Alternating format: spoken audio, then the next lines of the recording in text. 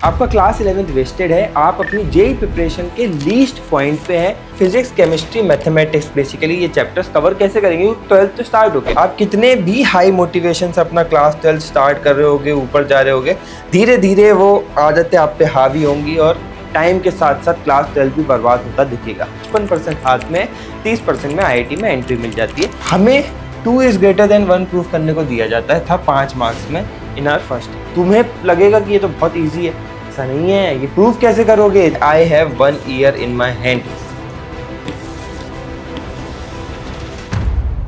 दोस्तों, class 11th wasted को सही करने के लिए 50 तुमने वीडियो देख रखी होंगी। मैंने भी बहुत बार आपको बता दिया है कि एग्जैक्ट रोड मैप क्या है। आपका क्लास 11th वेस्टेड है। आप अपनी जेई प्रिपरेशन के लीस्ट पॉइंट पे हैं। आपको लग रहा है कि आपका जेई क्रैक नहीं होगा, आपको लग रहा है जेई 2027 में आप सस्टेन नहीं कर पाएंगे। ये आपकी आज की रियलिटी है। बट क्या आपको पता है कि ये रियलिटी को बदलने के लिए क्या लगेगा? सिर्फ 1 साल। देखो, भले ही आपकी आज की ये रियलिटी है कि आप मान लो कि आप आज अपने लोएस्ट पॉइंट पे हो, पर एक चीज ध्यान रखना, lowest point is the best point two rebound. मतलब यहाँ से आप बेस्ट रिबाउंड कर सकते हो और अपनी पास्ट बेस्ट से आगे निकल सकते हो। आज के टाइम पे एकेडमिकली देखें तो बहुत ज़्यादा सर्टेन है कि आपका जो पास्ट बेस्ट होगा वो आपकी क्लास 10th की परसेंटेज होगी, 90, 95, 96, 97। उसको सरपास कर सकते हो मेरे दोस्त। बस आपको क्लास 12th को बहुत अच्छे से टैकल करना है। आज की वीडियो बहुत सिंपल होगी, बहुत अच्छे से हम समझेंगे कि क्लास 11th वेस्ट होने के बाद भी क्लास 12th में कैसे मैनेज किया जाए। ठीक है, देखो क्लास 12th है तो ऐसा तो है नहीं कि पूरा इंडिपेंडेंट है। ये क्लास 11th के भी कुछ चैप्टर्स पे डिपेंडेंट है, कुछ कॉन्सेप्ट पे डिपेंडेंट है। तो आज की वीडियो का पूरा रोड मैप आपको बता देता हूँ ताकि आपको लगे कि ये यूजफुल है तो एंड तक देखना, या फिर अभी छोड़ देना, बीच में छोड़ने की कोई जरूरत नहीं है। सबसे पहले हम एक रीजन पे समझेंगे कि क्यों हमने वेस्ट की। दूसरे नंबर पे फिजिक्स, केमिस्ट्री, मैथमेटिक्स, इन तीनों सब्जेक्ट के लिए मैं आपको बताने वाला हूँ कि कौन सा चैप्टर आने से पहले आपको क्लास 11th के कौन से चैप्टर्स रिवाइज करने हैं। इन तीनों ही सब्जेक्ट के लिए क्लास 12th के चैप्टर के लिए मैपिंग करेंगे क्लास 11th के चैप्टर्स की। भैया समझ नहीं आया, कंफ्यूजिंग लगा। क्लास 12th का एक चैप्टर है फॉर एग्जांपल इलेक्ट्रोस्टैटिक्स। इससे पहले कौन से चैप्टर्स करने हैं क्लास 11th के कि चीज़ें सेट हो जाए। ऐसे केमिस्ट्री के लिए भी समझेंगे, मैथ्स के लिए भी समझेंगे, डिफरेंट यूनिट्स के लिए समझेंगे। तो बहुत इंपॉर्टेंट एस्पेक्ट है। तीसरे नंबर पर हम सीखेंगे कि हाउ टू कवर, मतलब ये बेसिकली ये चैप्टर्स कवर कैसे करेंगे। 12th तो स्टार्ट हो गया, बहुत सारी ऑफलाइन कोचिंग्स पे शुरू भी हो गया है, ऑनलाइन बैचेस भी आने वाले हैं। तो अब ये चीज़ सेंस नहीं बनाएगी कि मैं आज अगला हफ्ता लगा के सब कुछ कवर कर लूँगा। हैंड इन हैंड ही लेना पड़ेगा। उस हैंड इन हैंड लेने की मैं आपको स्ट्रेटेजी बताऊंगा। मतलब this video will be last video जिस पे आप डिस्कस कर रहे होगे कि क्लास 11th में कमबैक कैसे करना है। बहुत ध्यान से एंड तक सुनना, 1.5x पे भी देख सकते हो, लेकिन छोड़ के मत जाना वीडियो। इसके साथ साथ जो हमारा हमेशा का रूटीन है, एक मैनिफेस्टेशन करेंगे। बहुत बार हम बोलते हैं 1 year wasted, 1 year wasted, 1 year wasted, but हम ये ध्यान नहीं रखते हैं कि जो बीत गया सो बीत गया, हमारे हाथ में क्या है। तो आज हम इसी चीज का मैनिफेस्टेशन करेंगे। I have 1 year in my hand. ये लिख दो ताकि आपका जो डिप्रेशन है, आपका जो एंजाइटी है, आपको जो ये लग रहा है यार सब खत्म हो गया, सब लुट गया, वैसा नहीं है। 1 साल आपका हाथ में है, क्लास 12 पूरा हाथ में है, पूरे सिलेबस का 55% हाथ में है, 30% में आईआईटी में एंट्री मिल जाती है। इस चीज का आप ध्यान रखते हुए हम इस चीजों को स्टार्ट करेंगे। Why you wasted your class 11th, इस चीज पे सबसे पहले फोकस करेंगे। मोस्ट ऑफ द वीडियोस में मैं ये जानबूझ के आपको बार बार बताता हूँ क्योंकि मेरा ये बहुत अच्छे से मानना है as your mentor, as your teacher, कि जब तक हम हमारी मिस्टेक्स को आइडेंटिफाई नहीं करेंगे, उसके पीछे का वाई नहीं ढूंढेंगे कि ऐसी मिस्टेक्स क्यों हुई और उस पर एक्शन नहीं लेंगे, हम आगे भी चीज़ों को वेस्ट करते रहेंगे। सीधी सिंपल बात है, अगर आपने अपना क्लास 11th वेस्ट कर दिया है, अगर आप बस इस चीज़ को ध्यान में रखोगे wasted wasted wasted wasted wasted, but एक भी बार आपने ये नहीं सोचा कि किस वजह से वेस्टेड, कौन सी वो दिक्कतें थी, कौन सी वो प्रॉब्लम्स थी, कौन सी वो आदतें थी, तो कितने भी हाई मोटिवेशन से, ग्राफ से मैं जनरली आपको समझाता हूँ, मान लो ये आपका मोटिवेशन का ग्राफ है और ये टाइम का ग्राफ है। आप कितने भी हाई मोटिवेशन से अपना क्लास 12 स्टार्ट कर रहे होगे, ऊपर जा रहे होगे, धीरे धीरे वो आदतें आप पे हावी होंगी और टाइम के साथ साथ क्लास 12 भी बर्बाद होता दिखेगा।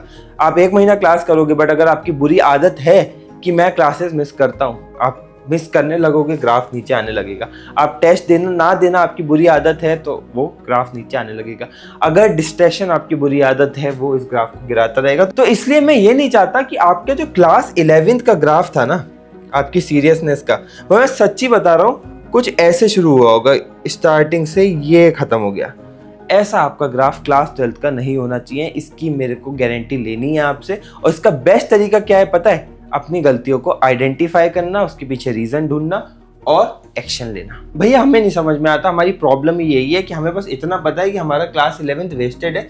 क्यों हुआ, कैसे हुआ, क्यों, कब हुआ, ये समझ में ही नहीं आता। मैं बताता हूँ, इतने सालों से तुम्हें गाइड कर रहा हूँ ना, तुम्हें रीजंस बताता हूँ क्या होता है। सबसे पहला रीजन होता है सीरियसनेस या फिर लैक ऑफ मोटिवेशन, कि मुझे मन ही नहीं है पढ़ाई करने का। इसका सिंपल सॉल्यूशन भी है कि आप आईआईटी के एक्सपीरियंस, वहाँ के फ्यूचर्स को आप डिस्कस करते रहो। दूसरा एक बहुत बड़ा रीजन होता है आपके पास रूटीन नहीं है। इसको मैंने सॉल्व कर दिया है, टाइम टेबल की वीडियो आपको बना दी है कि क्लास 12th में आपको कौन सा टाइम टेबल फॉलो करना है।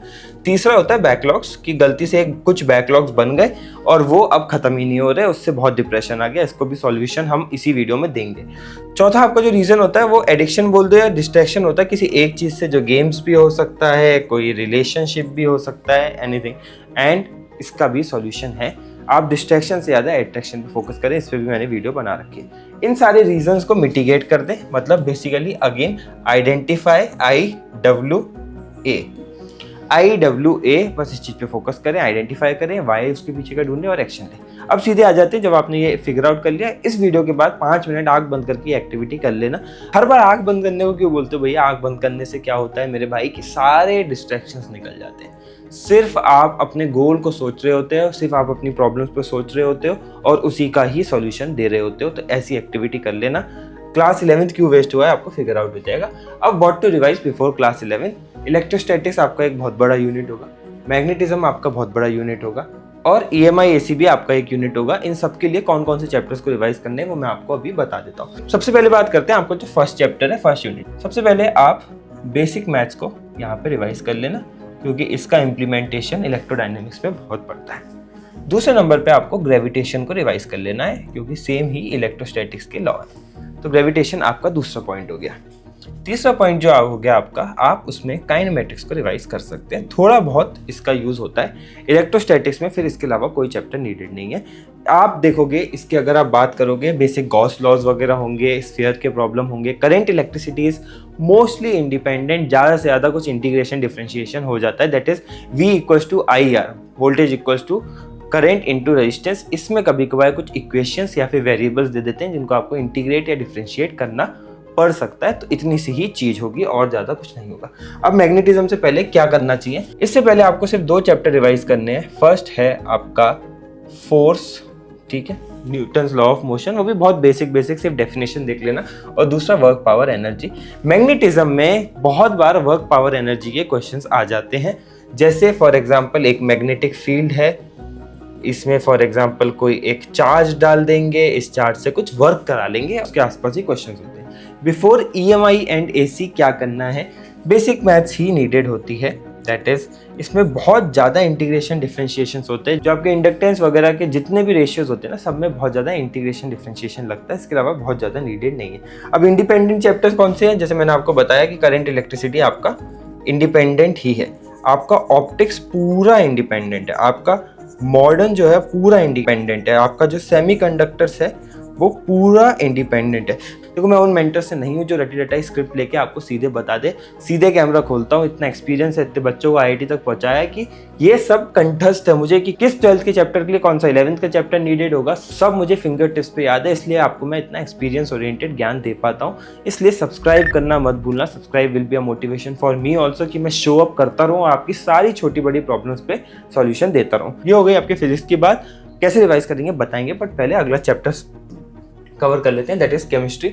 ऑर्गेनिक केमिस्ट्री जो बहुत ज़्यादा प्रोमिनेंट भी है क्लास 12th में और बहुत ज़्यादा इंपॉर्टेंट भी है, उसको किस चैप्टर्स के थ्रू रिवाइज करना है। ऑर्गेनिक केमिस्ट्री से पहले सिर्फ 2 चैप्टर्स करने हैं आपको, GOC एंड आइसोमेरिज्म। आपका हाइड्रोकार्बन्स नहीं भी हुआ है तो चल जाता है। फिजिकल केमिस्ट्री से पहले सिर्फ एक चैप्टर है, मोल कॉन्सेप्ट, आप इसको रिवाइज कर लीजिए, आगे की आपकी फिजिकल केमिस्ट्री पूरी सॉर्ट हो जाएगी। इनऑर्गेनिक केमिस्ट्री के लिए सिर्फ एक चैप्टर को कंसिडर कर सकते हो, दैट इज केमिकल बॉन्डिंग। इसके अलावा पूरी क्लास 12 की जो भी केमिस्ट्री के एलिमेंट्स हैं सब फ्रेश हैं, सब न्यू है, उसमें कुछ भी यूज़ नहीं है। बहुत बार लोग बोलते हैं तो आप भी इसको कंसिडर कर सकते हो कि एटॉमिक स्ट्रक्चर पढ़ लेना। दो ऐसे कि अगर बैकलॉग में रह गया तो रहने दो, वैसे भी आप फिजिक्स में इसको पढ़ने वाले ही हो, ठीक है। तो इतने से ही चैप्टर्स यहाँ पर चाहिए। तो अगर आप देखोगे 5 चैप्टर्स यहाँ पे, 3 चैप्टर्स यहाँ पे, तो टोटल टैली हमारी मैथ्स तक जब हम पहुंच रहे हैं तो 8 चैप्टर्स की बच रही है।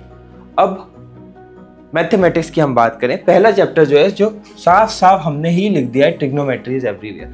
Trigonometry is literally everywhere. अगर आप देखोगे limits, trigonometry is there, differentiability, trigonometry is there, आपका indefinite integral, trigonometry is there, हर जगह trigonometry, area under curve, trigonometry is there, सब जगह ट्रिग्नोमेट्री है आपकी। तो इसका आपको बहुत ज़्यादा ध्यान रखना है, ठीक है। तो क्रिटिकल चैप्टर्स आपके 12th में क्या क्या आने वाले हैं वो मैं बता देता हूँ। रिलेशन एंड फंक्शन, इसके लिए आप अगर पहले रिलेशन नहीं पढ़ा है, सेट नहीं पढ़ा है, तो उसको प्लीज़ थोड़ा ब्रश अप कर लेना। इसके नीचे फंक्शंस की ही नीड होती है।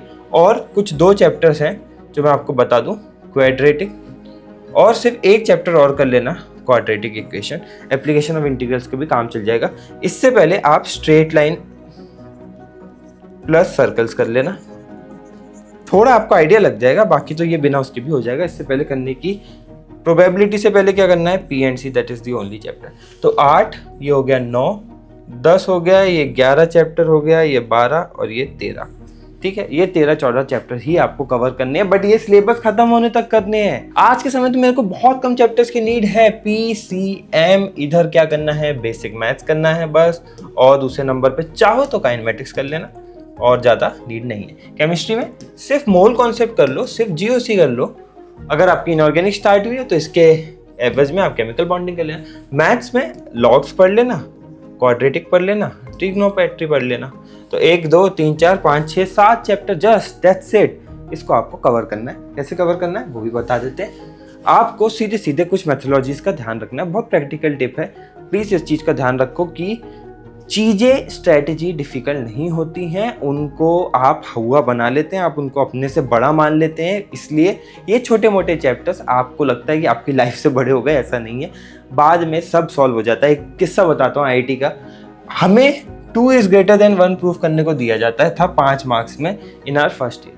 अब तुम्हें लगेगा कि ये तो बहुत ईजी है, ऐसा नहीं है। ये प्रूफ कैसे करोगे, तो तुम्हें पता है, तुमने तो इसको फैक्ट मान लिया है, बट इसको प्रूव कैसे करोगे, इतनी कॉम्प्लेक्स हो जाती थी मैथ्स। और दूसरी चीज, डिफरेंशिएशन आपने पढ़ा है, हम डबल डिफरेंशिएशन पढ़ते थे, ट्रिपल डिफरेंशिएशन पढ़ते थे, मैट्रिसेस 3D में होते थे। तो आप समझो कि मैथ्स आगे जाके इतनी कॉम्प्लेक्स होगी, आपको बच्चों की लगेगी। कवर कैसे करना है यार, सीधा सिंपल रूल है, मैं आपको बता देता हूँ। सबसे पहले जो भी चैप्टर आपका शुरू होने वाला हो, उससे पहले उसका 1 शॉट देख लेना।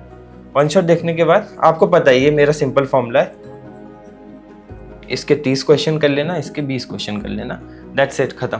पूरा चैप्टर ऐसे ही खत्म हो जाएगा। और प्लीज़ एक एडिशनल स्टार स्ट्रेटेजी आपको बता देता हूँ, जब भी आप इनमें से कोई चैप्टर कवर करें, प्लीज़ मेरे भाई मेरे दोस्त शॉर्ट नोट्स बना लेना, आगे आपके काम आएंगे। This is just the strategy जो आपको चाहिए, इसके अलावा कुछ नीडेड नहीं है मेरे भाई। बहुत आसानी से आप चीज़ों को क्लियर कर लेंगे और इस एग्ज़ाम को क्रैक कर लेंगे। Final advice for class 11 student, अगर मैं देखूँ ये मेरी पूरी 10th स्टार्ट से लेकर JEE तक की जर्नी है, मैं मान लेता हूं कि ये इतनी बर्बाद हो गई, ठीक है, ये बर्बाद हो गई मेरे भाई। 2 तरीके के बच्चे होंगे, एक इस पे रोते रोते इसको भी बर्बाद कर देंगे, ये पूरा ऐसी कचरा हो जाएगा। लेकिन एक बच्चा होगा, बोलेगा ठीक है ना, बर्बाद होगी कोई बात नहीं, मैं इसको अच्छे से आबाद रखूंगा, इसको बहुत अच्छे से संभालूंगा, पूरा 12th वेस्ट नहीं होगा, ठीक है। और इसी से समय निकाल के धीरे धीरे इसकी बर्बादी को ऐसे डिलीट करता जाऊंगा, डिलीट करता जाऊंगा, डिलीट करता जाऊंगा। और आप इसको भी अच्छे से, और आप देखोगे कि आप इसको भी अच्छे से कवर कर लोगे और आप IIT पहुंच जाओगे। Just the difference of the mindset, इसलिए मैं इस माइंडसेट को आपके लिए प्रमोट करता हूं। अब जो भी डाउट्स हैं कमेंट में पूछ लो। अच्छा लगा हो वीडियो, लाइक सब्सक्राइब कर लेना। मिलते हैं अगली वीडियो में, till then keep working hard.